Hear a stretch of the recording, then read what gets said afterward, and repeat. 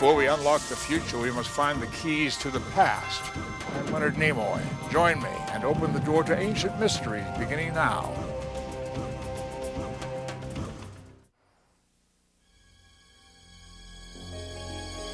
The pyramids, the Great Sphinx, the hieroglyphs, the mummies, Egypt.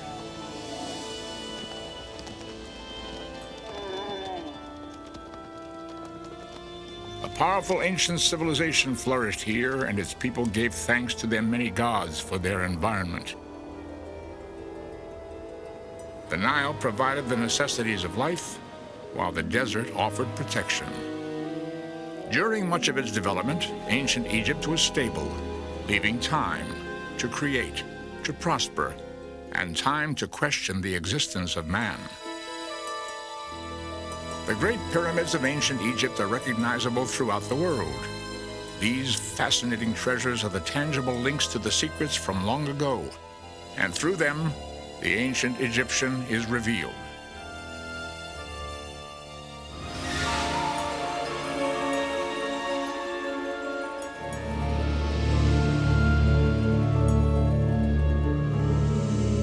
The ancient Egyptian story is one of ingenuity, where imagination overlapped with intellect, religion intertwined with mythology, and abstract ideas molded the real world. Everything in the Egyptian culture revolved around a mysterious belief system, with its roots firmly planted in the unknown. The pyramids protected it, the statues emphasized it, the sacred carvings explained it, the treasures ensured it, but it was the mummy that embodied it. The mummy was the ancient Egyptians' chief weapon in the war they had waged against their own mortality. And for the pharaoh, the pyramid served as the portal to the other side. The evolution began during Egypt's pre-dynastic days, when dead bodies were buried away from fertile ground for practical reasons.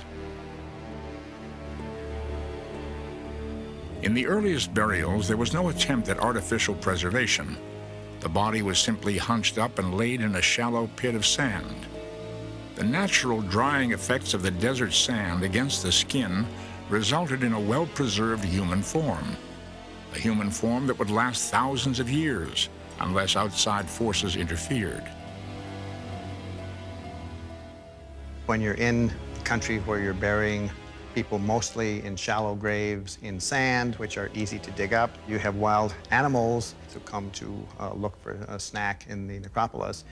After Grandpa has been dead and you come back to the tomb, you discover that he's lying on the ground sort of looking at you. And they seem to have gotten the idea that Grandpa is still around as long as his body is still around.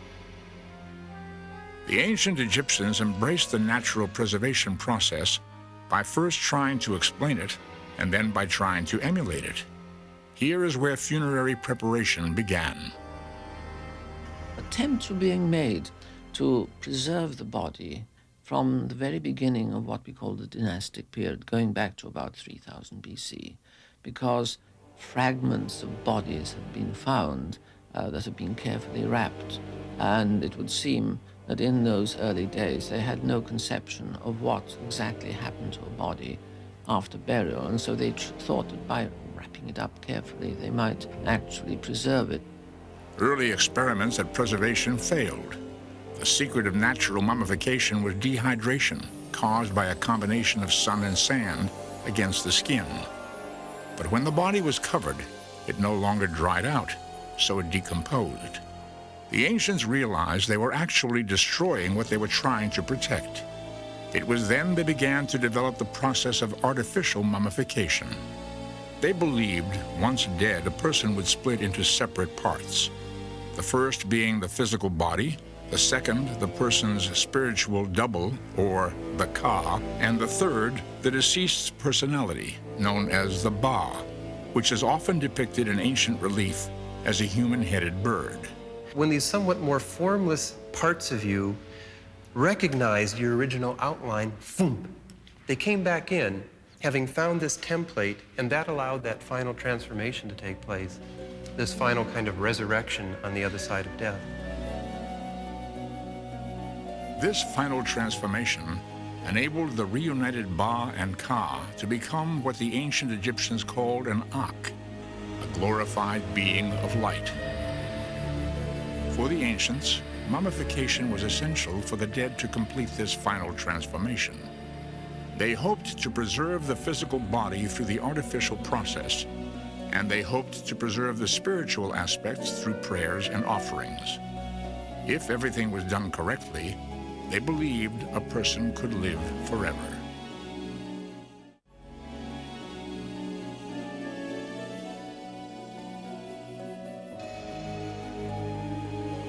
A whole industry grew out of the need for preserving the human body. In ancient Egypt, mummification was big business. If your body couldn't be preserved, then obviously you couldn't resurrect. You went out of existence. You didn't get to make it to the next world. The Egyptians didn't have a concept of hell. There was either continued existence or out of existence, no existence. When a body was brought to the embalmers, they produced sample statues in wood, painted to resemble the deceased. The best and most expensive was life-sized and brightly painted. The second best was somewhat inferior and less expensive. And a third statue was the least expensive. After pointing to these differences in quality, the embalmers would ask which of the three was desired. The relatives of the dead man agreed on the price and then would depart, leaving the embalmers to their work.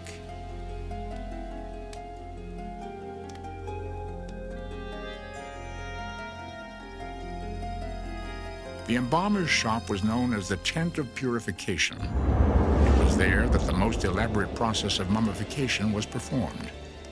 It was a process that lasted 70 days and began with the dehydration of the body. The artificial mummification was basically dehydration. That was the most important thing. The first thing was they had to remove all the soft organs in the body. A scribe would mark the body where the incision was to be made.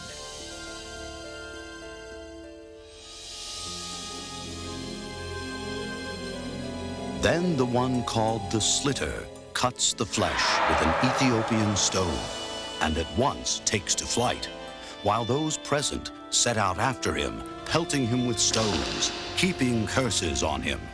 For in their eyes, everyone is an object of general hatred who applies violence to the body of the same tribe. Diodorus, Greek historian, 59 BC.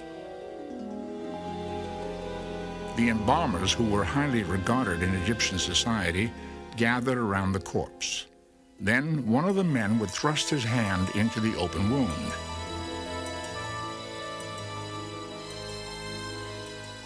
Through an abdominal incision, a very small abdominal incision, the liver, the kidneys, the intestines were removed because they're moist, and you had to get rid of moisture. After this, they filled the cavity with the purest bruised myrrh, with cassia, and every other sort of spicery except frankincense. Herodotus, Greek historian, 450 BC. Also, the brain was removed, and that's the thing that's the most difficult, and perhaps for which the Egyptians are the most famous. They removed the brain through an incision in the nose. They went in through the nose, broke through a bone called the ethmoid bone, which is basically behind your eyes, into the cranium. And then with a long hook tool, went inside and removed the brain a piece at a time.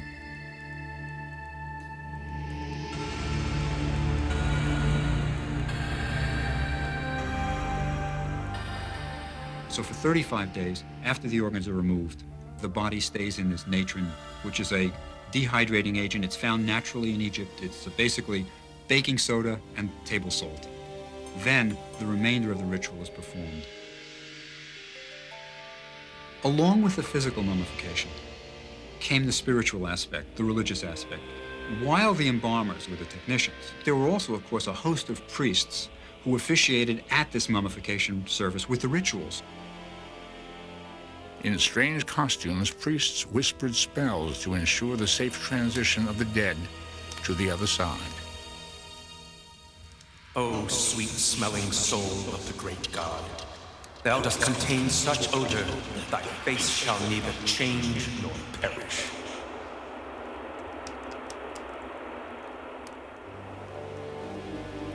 After reciting some magical words, the bandaging would begin.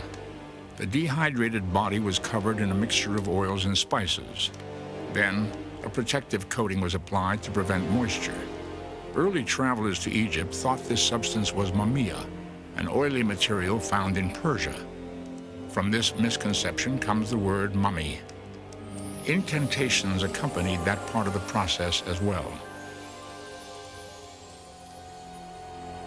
Grant thou that breathing may take place in the head of the deceased in the underworld, and that he may see with his eyes, and that he may hear with his 2 ears, and that he may breathe through his nose, and that he may be able to utter sounds with his mouth, and that he may be able to speak with his tongue in the underworld.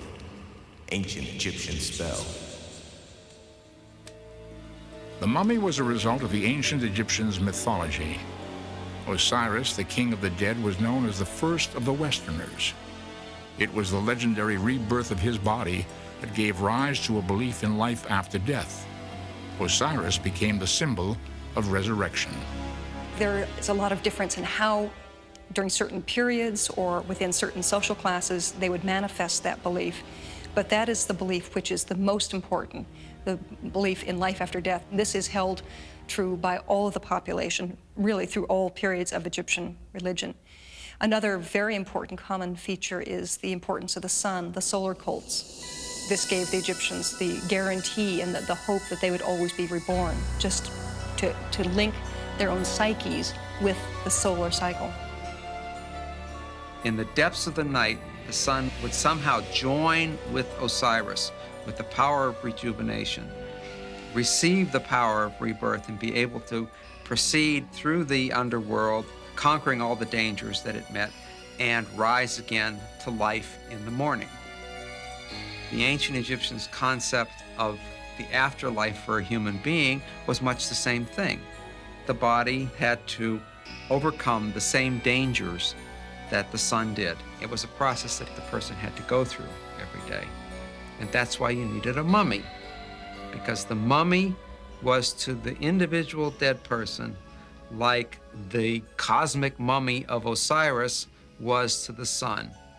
It is the site of rejuvenation, the site where you join this power of coming back to life again. For the ancient Egyptian, ensuring immortality was more than just preparation of the mummy. There was a need to protect it as well. To achieve that, the ancient Egyptians designed the Great Pyramids, some of the most remarkable monuments the world would ever know.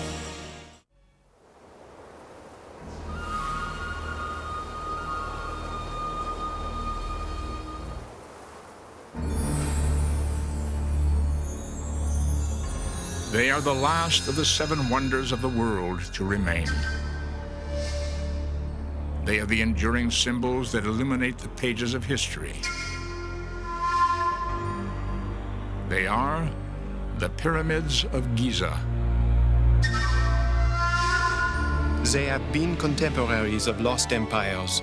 They have seen civilizations that we have never known, understood languages that we try to guess through hieroglyphics, known customs that to us seem as fantastical as a dream. They have been there so long that even the stars have changed positions in the sky. Théophile Gautier, French author, 1869. These great forms rise out of the desert like ships upon an ocean of sand. The sight is and always has been overwhelming. The color is a surprise. Few persons can be aware beforehand of the rich tawny hue that Egyptian limestone assumes after ages of exposure to the blaze of an Egyptian sky. Seen in certain lights, the pyramids look like piles of massy gold. Amelia Edwards, founder of the Egypt Exploration Society, 1877.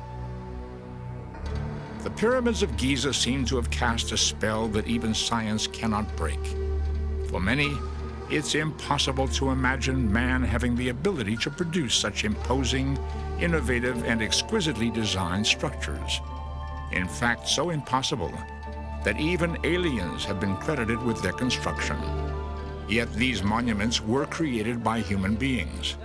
Human beings focused on protecting their lifestyle throughout eternity. And for over 4,000 years, they have withstood the sands of time.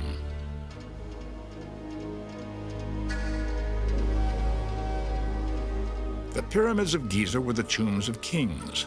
They too were part of the ancient Egyptians' funerary preparations. The tombs are called, among other things, houses of eternity.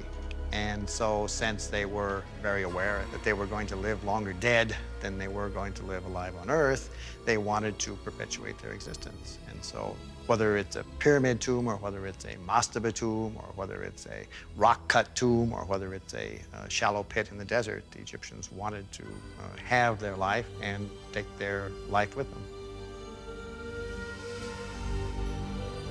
4,600 years ago, the pyramids were just as important as the mummy. They were the monumental casings that protected the body of the dead pharaoh.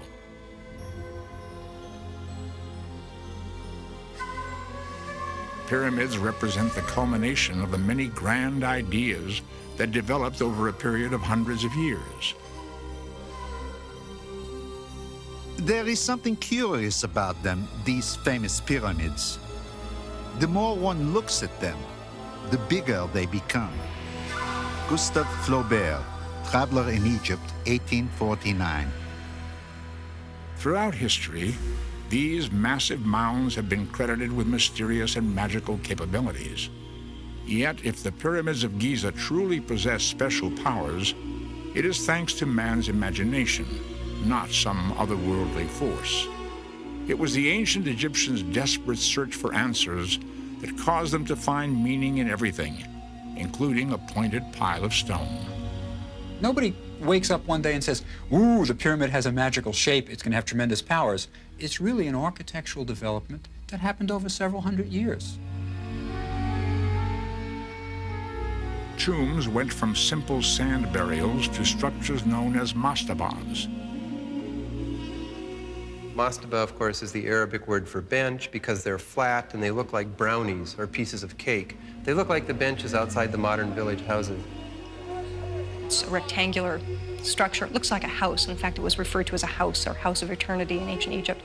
In a mastaba tomb, the burial is in an underground room reached by a long vertical shaft. The body is in that area and is completely made inaccessible by filling the shaft up with stone. Then in 2600 BC, during the Third Dynasty, there was a change in tomb construction when a king known as Zoser commissioned the building of his tomb. A creative designer named Imhotep used his artistic genius to produce the first Egyptian pyramid, the Step Pyramid of Saqqara.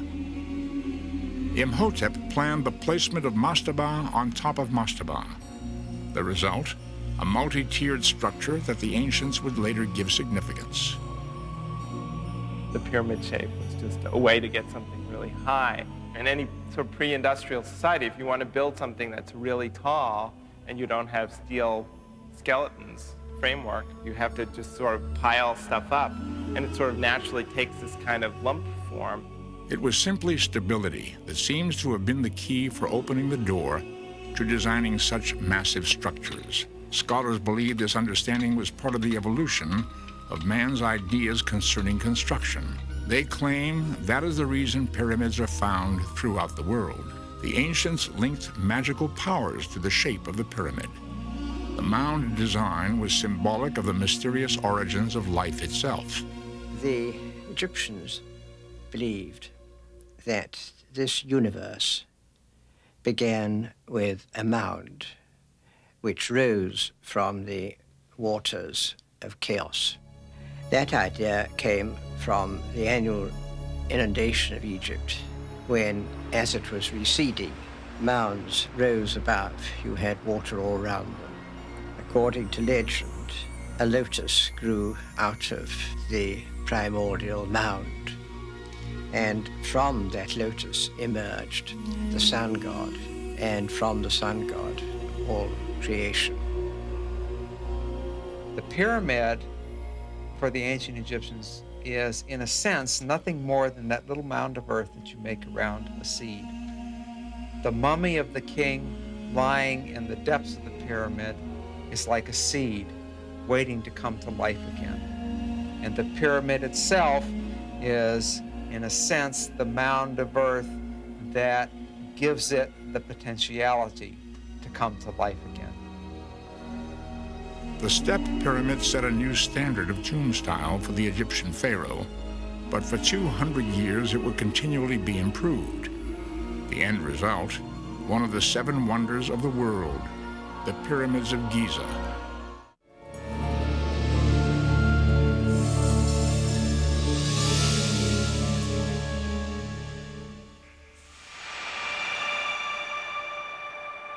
Centuries before building the Pyramids of Giza, the ancients increased their knowledge of pyramid construction. Over a period of 200 years, they made impressive developments in both the pyramid's design and its significance. It is a gathering of marvels to confound the mind. The more one looks upon them, the greater grows the admiration they inspire. Abdul Latif, Arab doctor, 1200 AD. As time passed, the pyramid's original stepped shape gave way to the sleekness of smooth siding. During one of their architectural advances, the ancients filled in the steps. This change in style gave the monumental tombs new meaning. The pyramid is a solar symbol associated originally with the stars, and not too long after that, judging by the transition between the step pyramid of Zoser at Saqqara and the Great Pyramids and the Giza Plateau, associated with the rising and setting of the sun. Experts also claim that the pyramid shape is like a symbolic representation of the ancient Egyptians' social structure, the bottom being the square world with the masses at its base. Then, as the pyramid stretches upward, there's a climb through the different classes within the culture. Once at the top, the highest point, the pyramid ends with room to represent only one, the almighty Pharaoh. May heaven strengthen the sun's rays for you, so that you may ascend to heaven as the Eye of Ra. Ancient Egyptian cult text. The Pyramids of Giza are some of the most striking monuments of all time. These magnificent mountains of stone have no equivalent in size or stature.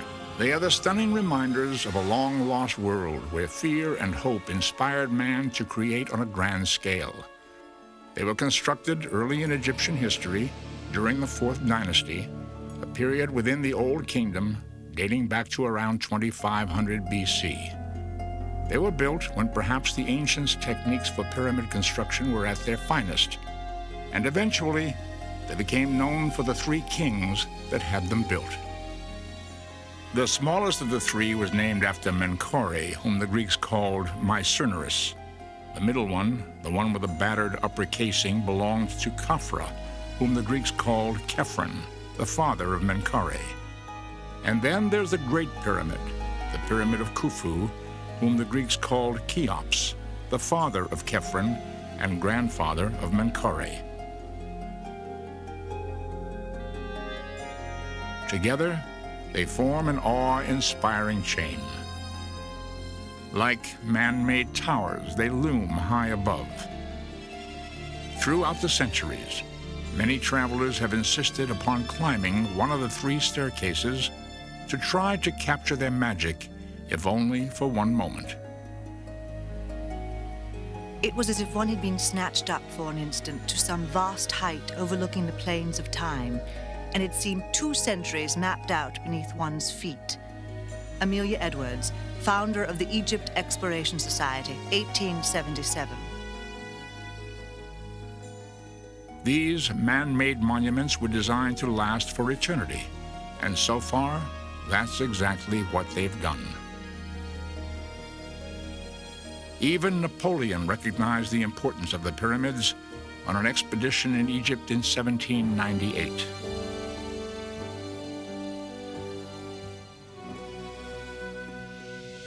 For centuries, the construction techniques of these pyramids has been in question.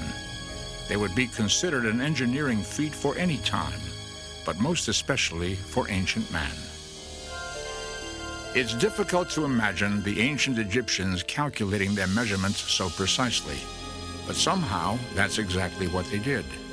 Remarkably, the sides of them are perfectly formed triangles. How the Egyptians quarried, cut, and transported all the granite to the Giza Plateau is a mystery. Using the tools and technology of the time, it would have been virtually impossible. So what is the explanation? We have monumental inscriptions, we have official texts, we have temple archives, but we don't have individual letters of people actually involved in hauling those stones up the mud brick ramps and building the pyramid. It'd be nice if we did. The pyramids of Giza were symbolic for the ancients, and they are for modern man as well. They've become the massive reminders of a world where men could be called upon to help construct images for their leader. These man-made mountains tell little of the genius behind the skillful engineering needed for their sturdy construction, but much about man's determination. After all, it is believed that they were built by using unlimited labor, countless men willing to work until the job was done.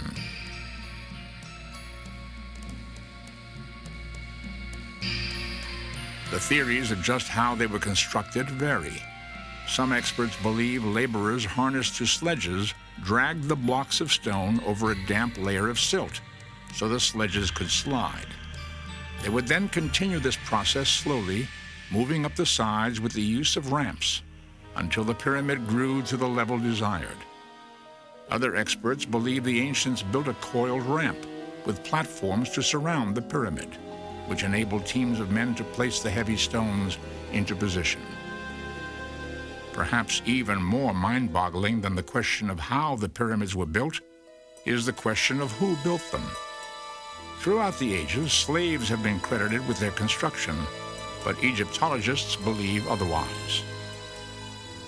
I tend to look at the pyramids as not some kind of massive construction project of slave labor when everyone is toiling in pain and torture, but rather a massive national construction project with everyone involved looking to support this concept of order by guaranteeing a successful afterlife for the king. By completing this mortuary complex, you're really doing a kind of a national project that guarantees the prosperity of the whole culture.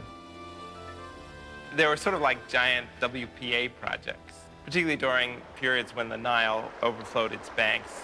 You had all these farmers with nothing to do, so you paid your taxes and labor. There were full-time people who worked there all year round, but I think they may have also had sort of conscript labor to help both quarry the blocks and ship them and put them into place. So it wasn't slavery, it was their economic solution to keeping people employed. The Pyramid of Khufu is taller than the Statue of Liberty, the Taj Mahal, and St. Peter's Basilica. It was the tallest structure in the world until the Eiffel Tower was built in 1889. Yet its size has little to do with its function. It was built for the ancient Egyptian ruler, not for the ancient Egyptian religion. We can trace the development of the pyramid historically from mounds of earth that were heaped up over graves to larger mounds of earth that were heaped up over the larger tombs of kings until eventually you get to the Great Pyramid of Giza, which is the largest mound of anything that's ever been heaped up by a human being. All of them have the same purpose. All of them have the same function. And to the ancient Egyptian, all of them would have functioned just as effectively. So that the matter of size is a matter more of ego than anything else. Size may have been secondary when it came to the purpose of the pyramid, but for magic to happen, a north-facing entrance was imperative. The pyramid's door was aligned with the circumpolar stars, or what the ancients called the indestructibles. These were the only stars that never seemed to move. They were eternal. For the pharaoh, they provided the perfect destination for a man in search of eternal life. The king's tomb has more cosmic themes because the king's household has more cosmic concerns. As the head of the entire Egyptian nation, the king is making the connection between the gods and people. He's half God and he's half man. It was important the king reach the other side. The ancient Egyptian civilization depended on it. To ensure the safety of this journey, the ancients built a labyrinth of passageways that still beckon modern man.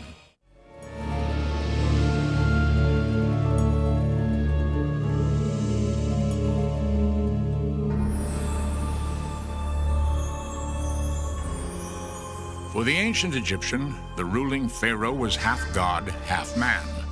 He was the human representation of the god Horus. Horus was the son of Osiris. He was also the god of the living. The king, as a divine being, was responsible for maintaining order in the ancient civilization. The Egyptians did not really see the cosmos as running according to laws and as everything's going to work out. No, it required a great deal of effort. And one of the tasks of the king was to daily ensure that there wouldn't be a collapse of the world. The responsibilities of the pharaoh did not end with the death of his physical body.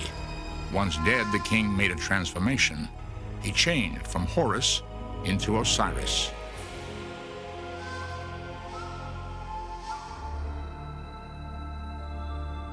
As king of the dead, the pharaoh would continue to watch over his earthly concerns from beyond.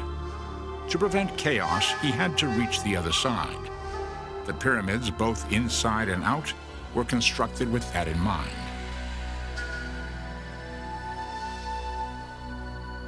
The Great Pyramid has long waged an archaeological war. Years have been spent in studying it. In the absence of information, many have constructed their own theories as to why it was built. But even today, no one has the real answer.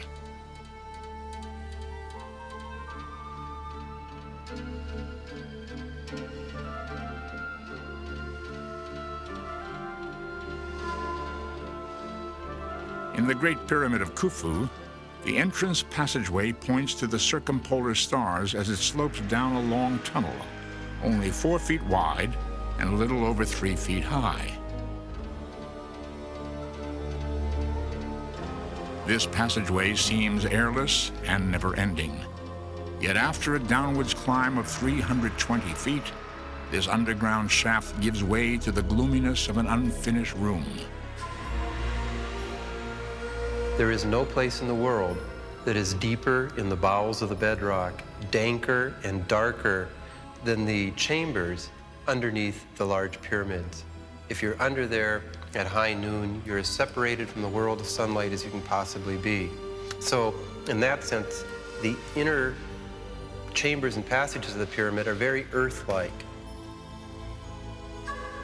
The subterranean chamber was originally intended as a resting place for the pharaoh's mummy. It would serve as the mound that covered the king, whose body was like a seed that would sprout back to life. But something went wrong. According to scholars, the reason the work below may have been abandoned could have been the direct result of a development in Egyptian religion.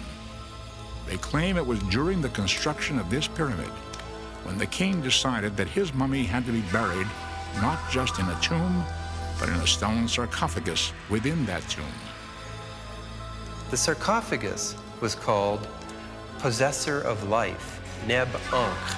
And so when the king was laid back into the sarcophagus, which is stone, a symbol of the earth, he was also put back into the womb of his mother, who is Nut, the sky goddess. In other words, it's like being born into the sky again.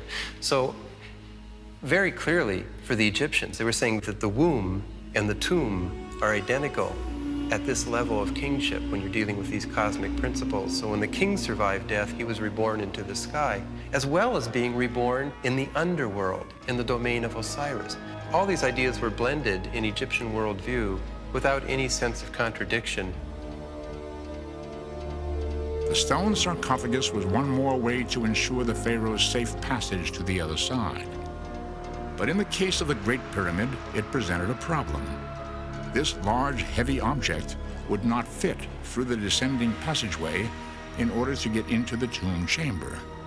You can see today where they were working probably one morning and stopped abruptly in the afternoon and decided to change the plan and have the chamber for the sarcophagus in the superstructure, in the body of the pyramid, something that they'd never done before. An ascending passageway was cut through some of the stones already in place. This tunnel rises 125 feet before leveling off into what's known as the Queen's Chamber. The Queen's Chamber is considered a misnomer. It was merely the name coined by Arab visitors that thought it resembled the contemporary tombs of their women.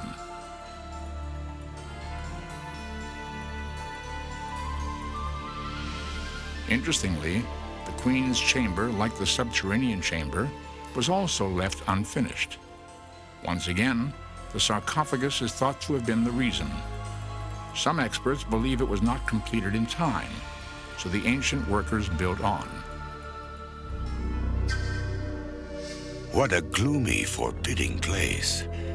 Into our faces drafts of the stifling air, superheated by the suns of 5,000 years, which have shone upon the pyramid until it glows like a furnace. James Henry Breasted, 1905. As the Pyramid of Khufu continued its rise, another corridor was added within this massive structure, known as the Grand Gallery. The perspiration pours down our faces as we rest after the ascent. We are at the top of the Grand Hall and are looking down its slippery slope, congratulating ourselves that we have reached the level at the top. The ascent of the hall is none too easy. James Henry Breasted, 1905. This 153-foot-long vaulted passageway ends in a red granite room, the final resting place for the pharaoh.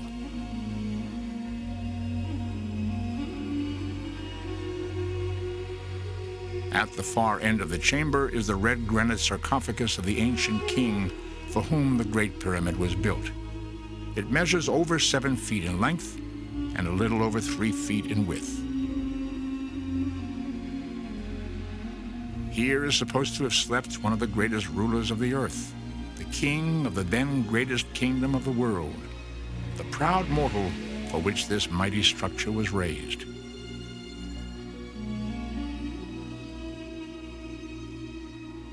The dimensions of this sarcophagus have been carefully studied. They are interesting in that they make this object too large to fit through the entrance into the chamber, causing experts to conclude that it must have been placed there during the pyramid's construction. Deep in the heart of the Great Pyramid, and before us is the sarcophagus in which the king was entombed. See how the tomb robbers have broken away the corner in their mad search for treasure. There his body was torn from its resting place. James Henry Breasted, 1905. According to the Egyptians' beliefs, once the pharaoh was mummified and his body was set inside his sarcophagus, he would then rise up and out of the pyramid. By moving the burial chamber into the body of the structure, the ancients feared the original entrance would be too difficult for the dead ruler to find. The Egyptians realized that this was a problem, and so they had a model shaft that came down from the northern face of the Great Pyramid. So the king had a way of his spirit to go up to heaven. The Egyptians believed in balance in both art and architecture. Therefore, they constructed a model shaft in the southern wall of Khufu to match the one inside the northern wall. They then had a pair, giving the king 2 options. He could either rise up to the circumpolar stars or find his way to the constellation of Orion. The shafts, the passageways, and the almost 60 million tons of rock found in the Pyramid of Khufu represents the importance the ancients placed in a life beyond death. This pyramid deserves its many boastful titles.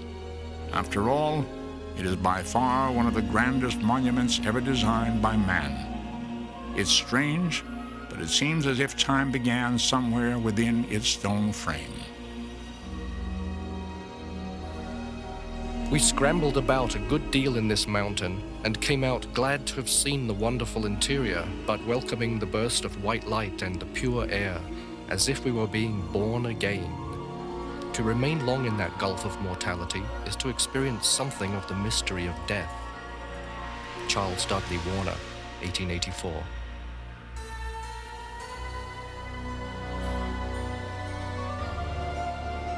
By being buried within the pyramid, the pharaoh had every assurance that he would achieve immortality. This massive tomb was his final stop before embarking on his eternal expedition. Each pyramid is a mortuary complex, so it consists of not only of the tomb of the king, but also a pyramid temple built right next to the pyramid, then a causeway leading down to the Nile Valley, and then a valley temple. That's the royal mortuary complex.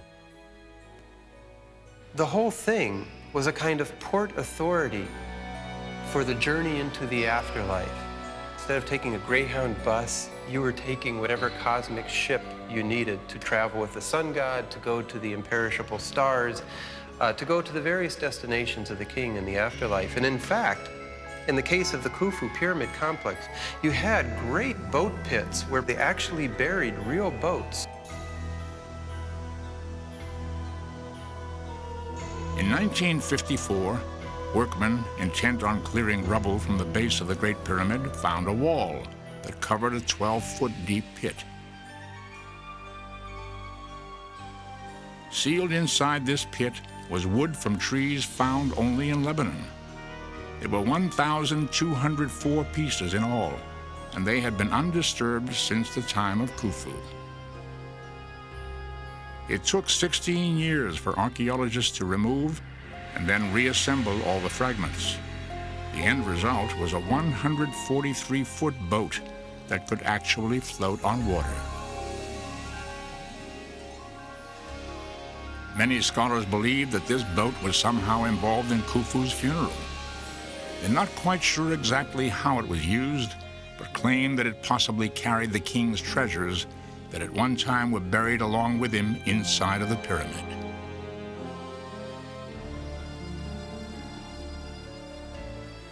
Upon death, the pharaoh did not lose his earthly status. He maintained his position even in the world beyond, bringing with him all the pleasures he enjoyed in life, entombed in magnificent splendor in the Great Pyramids of the Giza.